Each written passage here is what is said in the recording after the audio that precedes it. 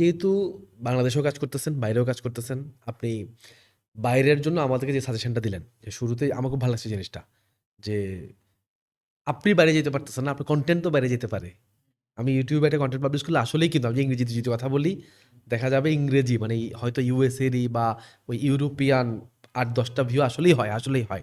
ছাড়লেই হয়। ফেসবুকে ছাড়তে পারি, টিকটকে ছাড়তে পারি, অনেক জায়গায় কিন্তু ছাড়তে পারি। আবার আপনি বলছেন একটা কনটেন্ট, আমি বলব একটা না, আপনি কনটেন্ট করতে থাকেন, তাই না? করতে থাকেন, করতে থাকেন। ওইখান থেকে কিন্তু ক্লায়েন্ট পাওয়া যায়, আসলেই পাওয়া যায়। আচ্ছা ভাই, এখন আমার কাছে মনে হয় কি আমরা একটু আমাদের অডিয়েন্সকে সহজ ওয়ে থেকে শুরু করি, কঠিনের দিকে নিয়ে যাই।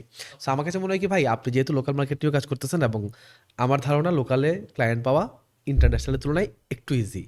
যেহেতু এখানে ল্যাঙ্গুয়েজ ব্যারিয়ার নাই, আমার পাশের বিল্ডিংয়ের যে কেউই আমার ক্লায়েন্ট হইতে পারে।